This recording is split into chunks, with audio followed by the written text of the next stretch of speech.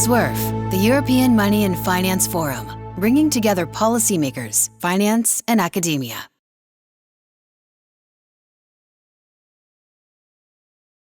I'd like now to open up to the next session, which will bring together two very prominent Europeans, well known to all of you, Klaus Regling, Managing Director of the European Stability Mechanism, and Philip Lane, member of the ECB's Executive Board. Indeed, we've seen that a recovery is on the way on both sides of the Atlantic, but as Werner Hoyer rightfully reminds us, it's very uneven still at the global level, both in terms of the economic dynamics, but also in terms of the health dynamics. It also strikes me in the current context that as we look at the world that's emerging from this crisis, we see a number of new structural trends and also a number of trends that have been accelerated with this crisis. I'm thinking here about the green and digital transitions, also new ways of working. Also looking around the world, we see a lot of considerations on supply chains, on trade dynamics, and even on the policy frameworks. It's quite striking that both central banks on each side of the Atlantic have announced new monetary policy strategies during this time.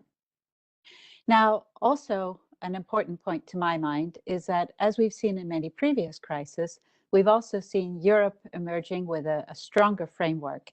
And what I'd like to do today is just kick off on the European framework and with the new next generation EU. It's a very impressive measure. I find it impressive both at the speed at which it came about and also, of course, in terms of its size. Now, at the end of the day, the proof is in the pudding. And looking ahead, I'd like to ask you, Klaus, what you expect from this instrument, both in terms of its impact for economic growth. And of course, as we know, this is designed to be a temporary instrument, but I wonder, would you share some thoughts with us on whether this could be a first step towards a more permanent European instrument that we're still missing on the fiscal front? Over to you, Klaus. Yes, thank you very much. A pleasure to be with you. Hello to everybody. Happy to talk about that, but let me put this new instrument, the next generation EU, in the broader context. I think that's necessary. So the starting point, of course, was that during the last year and a half, we experienced the worst economic crisis in our lifetime. And therefore, it was appropriate that Europe's policy response to the pandemic was fast, powerful, and well coordinated. And it was well coordinated at the national level, at the European level, between the national and the European level, and among the European institutions.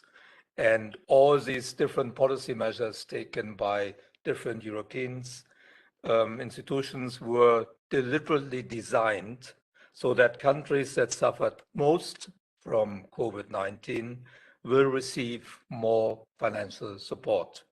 So this is an unprecedented degree of solidarity, but it's really in the interest of all, not only those who receive most of the support, but it's in the interest of all, because this is the best way to protect the single market and also to make sure that monetary union works well and divergences do not become excessive. So this is true for all the different instruments that were adopted. But let me now focus on your question, which is the next generation EU package, apart from what the ESM and the EIB did, and Werner Hoyer talked about some of that. So the 750 billion recovery plan, next generation EU, has an unprecedented size. To have a summit that meets and agrees on a package of this magnitude is unprecedented. We have never seen that before. And also that the money is earmarked to a large extent to support green and digital transformation of our economies, while also supporting public investment and structural reforms in general is also new and unprecedented. And also important to remember that unlike in the US, where there were many support packages also to get out of the pandemic, In the US, this was mainly focused on the demand side. Our European approach also tried to stabilize the demand side, but particularly the package Next Generation EU also addresses the supply side of the economy. And my expectation is that this will give us a lasting impact on our economies. It could really improve the resilience of our economies to future shocks. And if it is well implemented in all our member states, which is not easy, therefore this is a challenge, and it remains to be seen whether all countries are able to absorb all the additional funds efficiently. But if it works, then the long-term growth potential of our economies could really be raised by this package. I think that's also a very important innovative feature that could bring long-lasting positive effects. The projections from the European Commission indicate that with the Next Generation EU package, GDP by 2026 will on average be 1.5 percentage points higher in the euro area than without that package. This is a conservative estimate that does not incorporate positive effects on productivity. It does not assume that the growth potential will go up. There are, from markets, participants and analysts, many other forecasts. And if one incorporates that the supply side reforms that will be triggered by this package are really successful, then the growth effect can be much stronger. And to take just one example, Greece, which is a country we follow particularly closely because we lent a lot of money from the ESM to Greece during the Euro crisis. It's possible that in Greece, the GDP level in 2026 could be 6 percentage points higher than it would have been without this Next Generation EU program. And that's just one forecast. There are actually in the private sector other forecasts I have seen from banks and rating agencies that say it could be 12 percentage points. So this indicates that there is a lot of uncertainty. It will depend a lot on how the money is really used. Of course, the basis are the recovery and reform programs that were submitted to the Commission. These programs are good, particularly in the case of Greece and some other countries, but implementation will be key.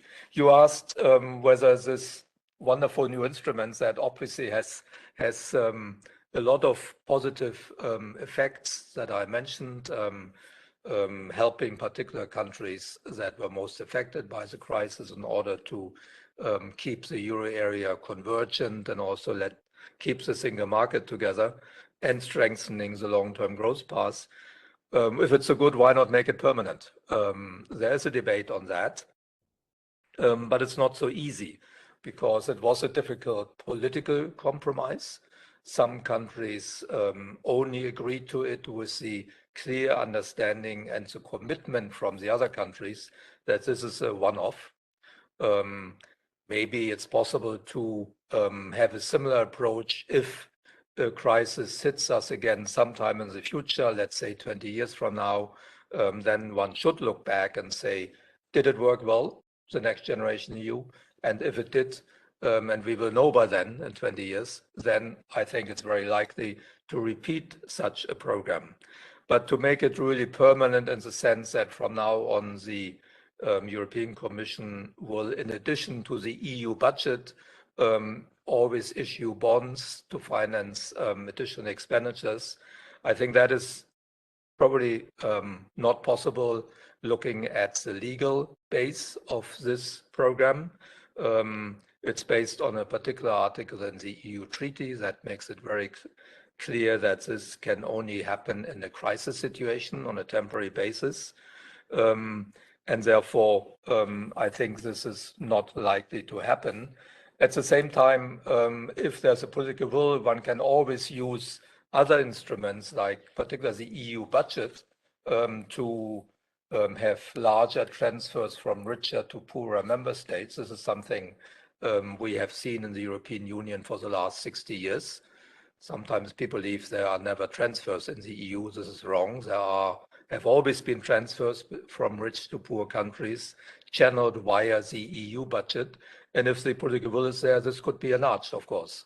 But that's maybe for another debate. I end here. Thank you. So indeed, and I think, Klaus, you raise a very important point on the measures directed to the supply side of the European economy. Just as a reminder to everyone, please do feel free to raise questions in the chat, and I'll try and bring these into the debate as best I can. But I'd just like to come back to the near-term economic outlook and some of the dynamics we see going on there. So Governor Villeroy de Galhau reminded us that perhaps for now, the good news is we're not seeing second round effects to any significant extent in terms of a wage price spiral developing in Europe. But there are, of course, an awful lot of frictions out there. And on top of that, we've seen some of the recent economic data losing a bit of momentum. Indeed, those frictions are showing up with the supply chains. We see some frictions as well on some of the labor markets. And then most recently, we've seen quite a lot of frictions, if I can put them under that heading, also in terms of energy prices and here in Europe with electricity in particular. Philip, I'd like to turn to you. How worried should we be about these various frictions, both in terms of dampening and perhaps even derailing the recovery? And just looking further ahead, do you think with the many transitions that we see going on both sides of the Atlantic, but also globally, that we should be worried that such frictions could become a more permanent feature of our economies?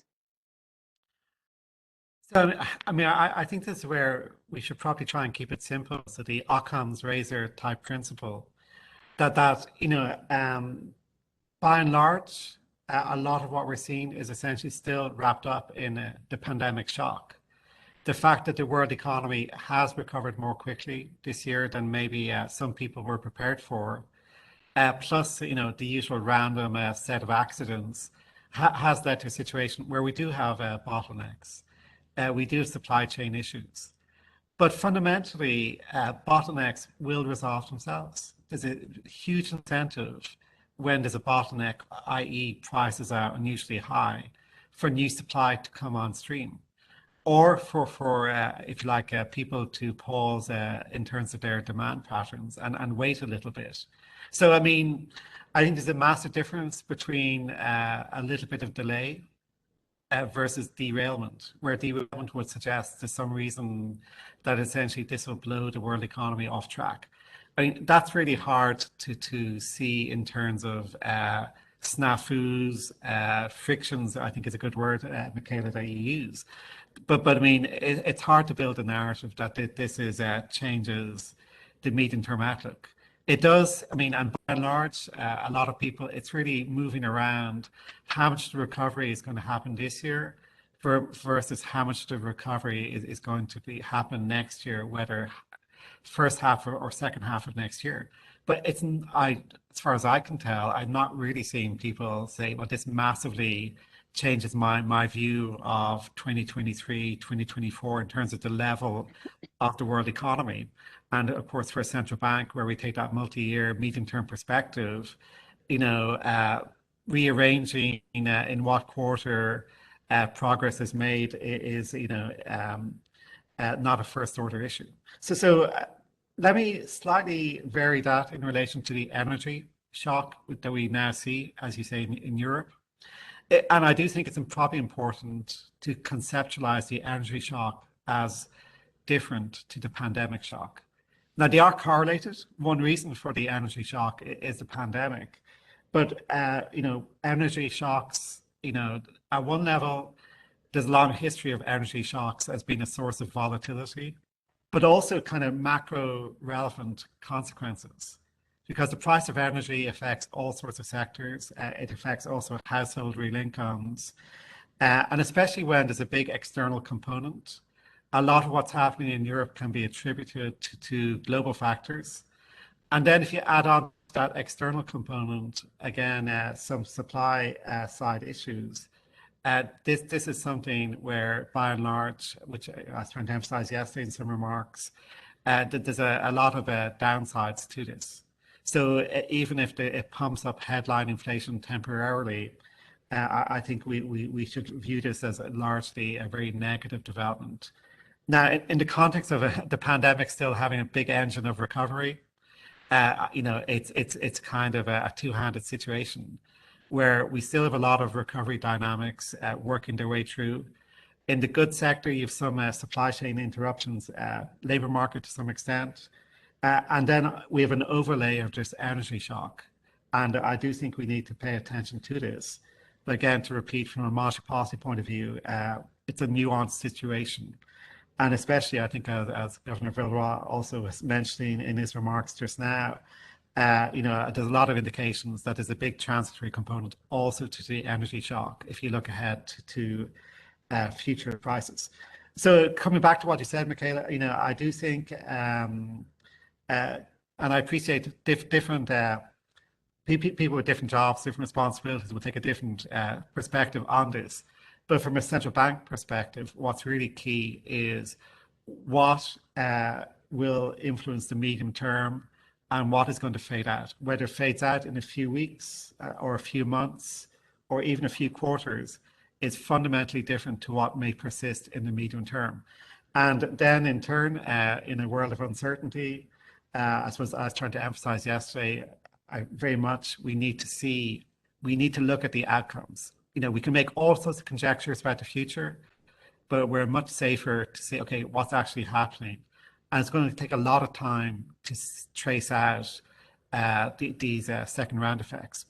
The other point on second round effects, it's very important to differentiate between level adjustments versus growth rate adjustments. Because of course, the kind of what is really of consequence is if people permanently move their inflation expectation well above 2. So if they upgrade their inflation expectation, that's one thing. Going well above 2 on a permanent basis is a different category. And we know, I think we can all agree, a fair amount of the inflation we're seeing this year is unexpected. So if in response to unexpected inflation, wage negotiations have a compensation element to compensate workers for part of that it does not signify a kind of permanent shift in wage dynamics. It's essentially part of this unexpected shock. So let's see. Thank you very much, Philip, for these thoughts. And I wanted to come back to some of these long-term growth momentums of the euro area and the positive supply side shock that the next generation EU should bring. One of the things that strikes me is that, of course, from the last crisis, many of us were worried that when we had a new crisis in Europe, we'd once again see stress on the periphery. And of course, I'm very happy to see that this has not happened with the COVID crisis. I think when we look back, no doubt that the combined action, both from the governments, from the European institutions, and of course, very much on the monetary policy front, prevented such a risk scenario from unfolding. I am a little bit worried, however, both in terms of future crisis, but also in terms of our growth engine here in Europe, that we still haven't completed our banking union and our capital markets union. And I wonder, Klaus, if you could share some thoughts with us on where we are and how important it is that we complete these projects for the future growth outlook.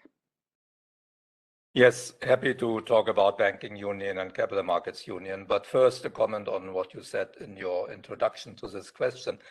I was not worried about the periphery when this crisis started, because I know what happened in the periphery 10 years ago. 10 years ago, there was a real crisis. There were massive macroeconomic imbalances.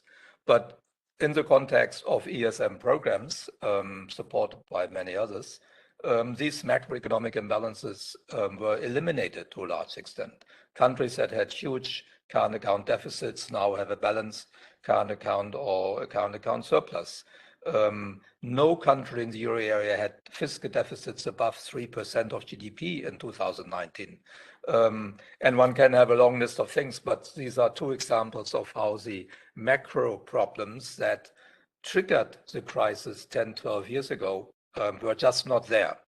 And then in addition, of course, the ECB policy helped to keep interest rates low for all these countries at the lowest level they ever had in history, and that also helps their fiscal situation and debt sustainability. So from my side, I think it's very clear why there were no particular concerns in this crisis related to the periphery, except one point, that some of the countries in the periphery, because they have a high share of tourism in their economy, were more affected by the pandemics than others. But that's why the Next Generation EU, but also programs by the EIB and potentially the ESM were designed to help these countries more. So I think this particular problem was well recognized from the beginning, from April last year, and we try to address that. And I think that's why we see good growth rates now, particularly also in these countries. So now to your question, banking union, capital markets union.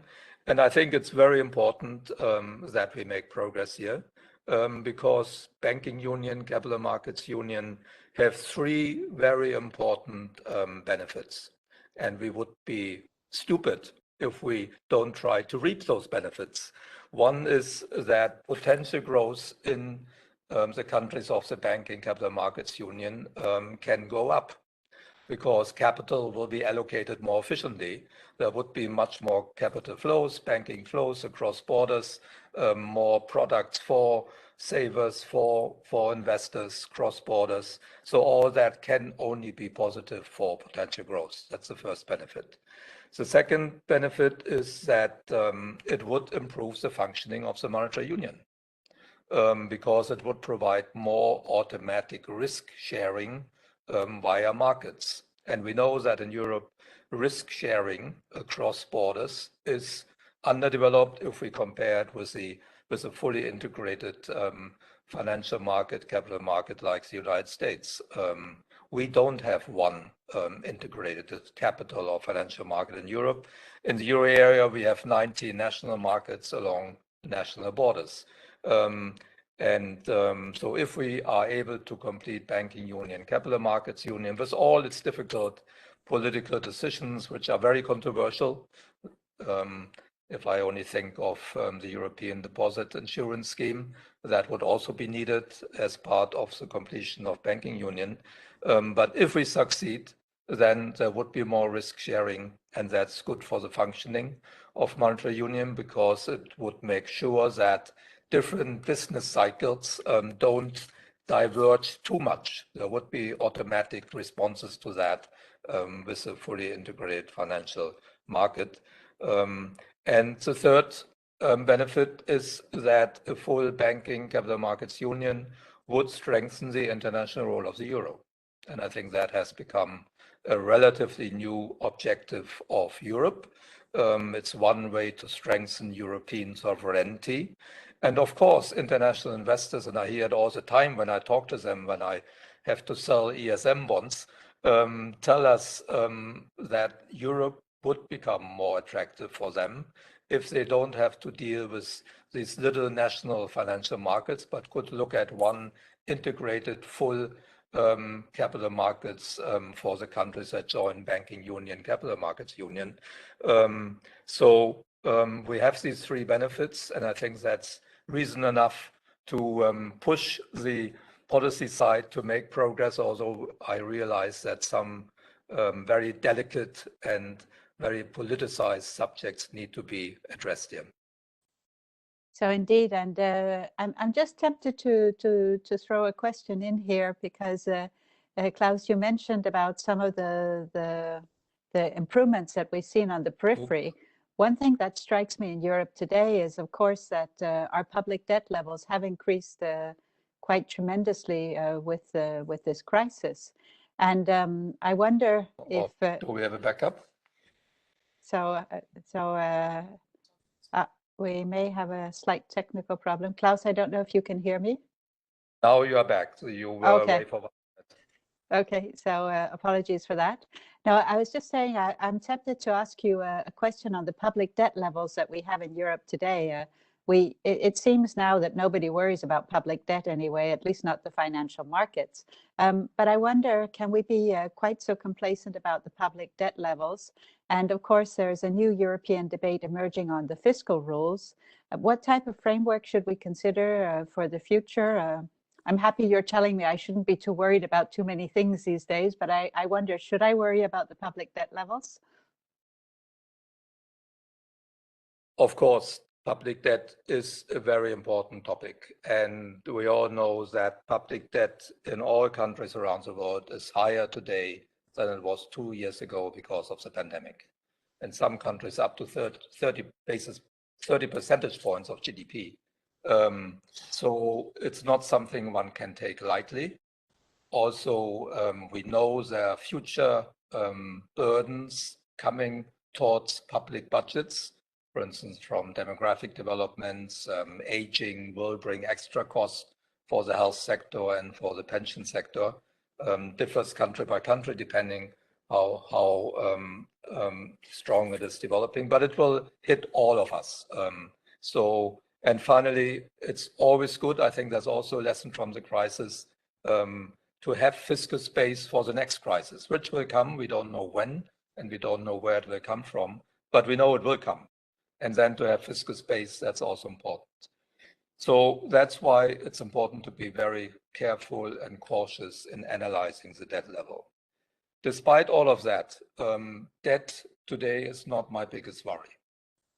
Some of the other issues we talked about are a larger concern because we live in a different environment today. I think interest rates are very low today.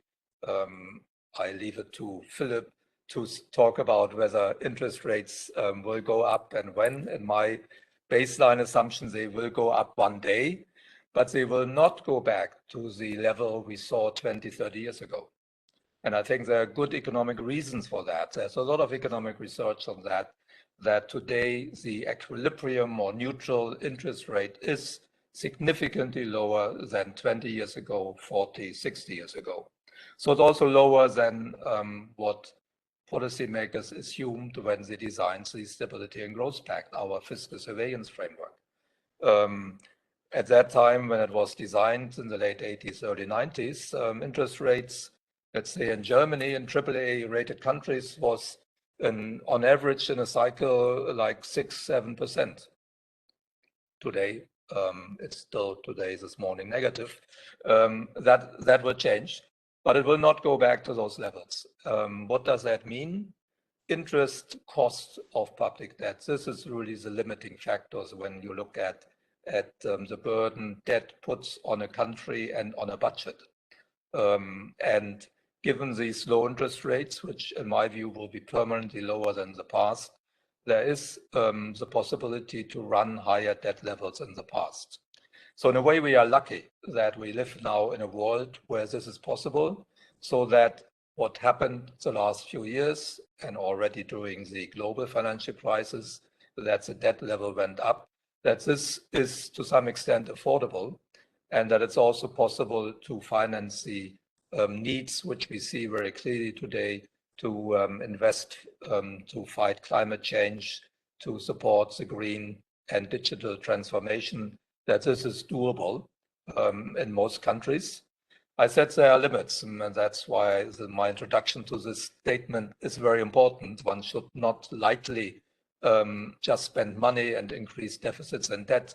But I think overall, there is in many countries more room than we used to think 20 or 30 years ago. And that's why I said this is not the top of my concerns. So thank you very much, Klaus. And I think this is indeed a very good place to bring in Philip's expertise on interest rates. And indeed, when I look at the interest rate environment today, I must say I'm quite puzzled by what we see going on, and especially when I'm looking at the real rate component on both sides of the Atlantic, how exceptionally low this is, and this despite expectations of a recovery. And of course, we've also seen in the debate the question of asset price inflation that has potentially been driven by these low interest rates. And then when we see some of the volatility we've been seeing on inflation being a hot topic, it's true, there seems to be a lot of questions being asked around the interest rate environment, and of course a lot of dependence on how we can answer these, perhaps some of these more structural questions, because of course there's a monetary policy dimension, but there's also a more structural question on the interest rate environment and what this could mean both for the economy but also for the financial markets. Philip, I know this is something you think a lot about as well. Over to you on this topic. Okay, so it's probably fair to say, and I think you mentioned earlier on and Klaus mentioned just now, is in our recent strategy review, the baseline was built on a world of lots of factors are pointing to essentially the trend level of the equilibrium real rate being very low indefinitely. This is for basically some mix of demographic factors. To some degree, I mean, there's a recent literature also about inequality, about if a lot of savings are accumulating to the highest deciles in the distribution, inequality can play a role. And also maybe, again, a deep issue in terms of portfolios, the kind of preference for safe assets. So in other words, after the financial crises and even maybe after pandemic, a desire for safety. So it's kind of the safest assets, highly rated government bonds, have this premium now. So, a lot of our strategy review will say, in a world where, of course, the nominal rate is going to be in steady state will be the equilibrium real rate plus steady state inflation. In a world where that nominal rate, even at the peak of the cycle, is not going to be that high, how do we conduct monetary policy? And in particular, it means we need not only to use the policy rates, the traditional instruments, we need to use asset purchasing, rate forward guidance, targeted lending as appropriate. So this is definitely the world we live in. What's super interesting, I mean, there's a deep question here about what is normal, what is typical. So definitely looking back more and more, and when we think about the 1980s, for example, when real rates were relatively high, what was that truly the atypical period? And what we're seeing now should be seen as reasonably normal. So let me just say there that it's of course we accept, and these estimates are uncertain. There are standard errors in these estimates, and definitely some of the ingredients of what might be needed to kind of boost the equilibrium real rate, including, by the way, accelerating productivity through reform. We obviously have to keep a watching brief on if there's any movement in that trend. And then, again, for nominal rates, trying to think about the trend in the real rate, and then, of course, the trend in inflation, where we're heavily emphasizing our commitment to delivering inflation at 2% in the medium term. You mentioned the sensitivity to these calculations. So, I mean, it's mathematically very robust that asset prices become more sensitive to the interest rate when interest rates are low. It's just basically everyone understands this. I'm sure every serious investor out there understands the intrinsic linkage between low rates and volatility. But because everyone understands this, I mean, I would imagine every risk manager out there, every organization out there is conducting their investment strategies, allowing for that risk, that there is some risk at some point of these rates moving. It's equally true, especially in relation to real rates, there's no particular lower bound. I mean, if the world decides they want to have a lot of savings compared to their desired level of investment, I suppose repeatedly, and this is maybe in the market now, repeatedly people have got it wrong about how long and how low can equilibrium real rates go. So the mathematics of real rates is that they can be deeply negative There's no particular force to say real rates should be positive. And so it's a two-sided issue. On one side, maybe these forces will continue to reinforce a drift down in the equilibrium real rate. On the other hand, if good technologies come along or there's shifts in behavior, the equilibrium rate can come up a little bit. So, if you think about the, financial stability, asset markets and so on, obviously this, I think it's a two-sided issue, in the private sector, making sure that risk management is effective. And then the public sector, in terms of our financial stability work and so on, is looking for kind of reinforcing factors, in particular leverage patterns. I mean, it's one thing to kind of buy an asset, where if you were to decide you want to price that asset on very low rates, and you get it wrong and you lose money, versus another scenario where you make a highly leveraged bet on that, and then you have the cascade of through your creditors. So, I think we need to always be keeping an eye also on leverage dynamics.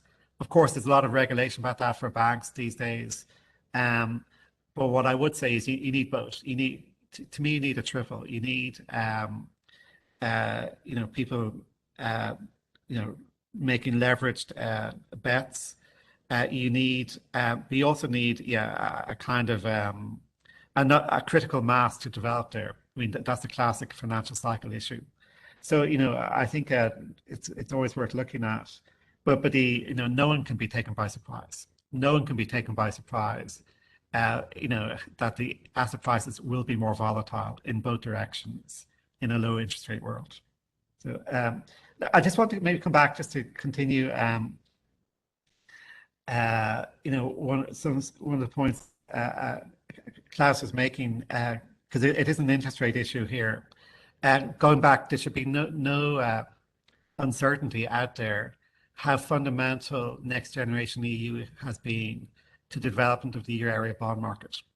And more generally, whether it's the ESM, EIB, SURE, this whole category of supranational bonds has demonstrated the value of a common currency, because clearly there's a huge global willingness to buy these supranational instruments with the different designs. And of course, even though, of course, the actual spending phase of Next Generation EU is relatively short, the funding is long term. So you're transforming the cost of the pandemic, where the smoothing and responding to the pandemic shock through this spending over the next 5 years, but funded over a long horizon, is very good financial engineering from a collective European point of view.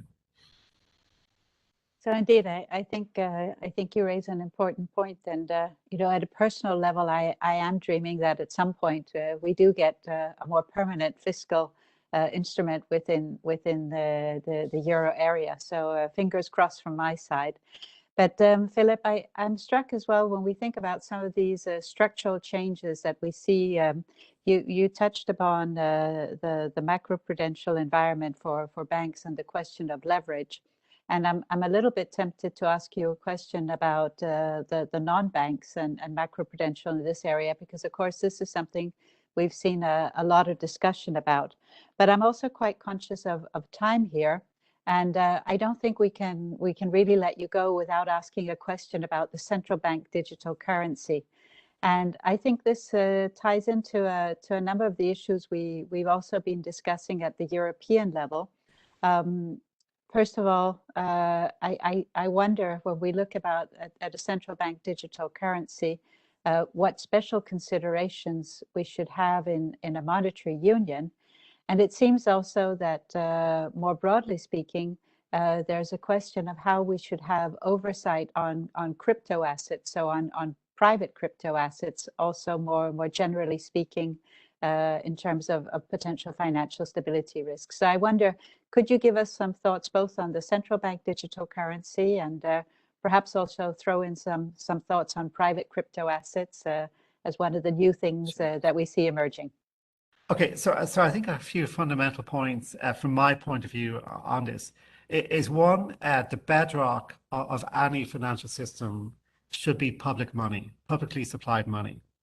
So in a world where essentially if the world is moving online, if everyone's now got used to kind of not using so much banknotes, I mean, I think it's a fundamental principle that the money supply ultimately is rooted in publicly provided money.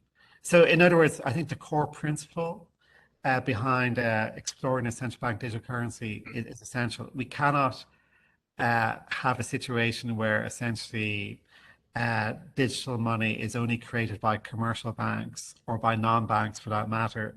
So I think that it's kind of a core value. It's a core value that the state should have that.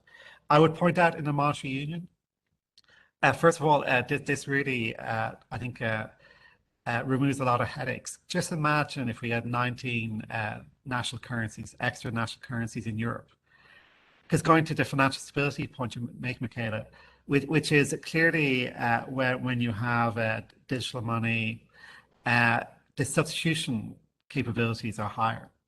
And I think for smaller countries, smaller countries which are maybe don't have the best fundamentals or, have more risk than a large continental sized economy like the euro area, where essentially the financial system is denominated in euro.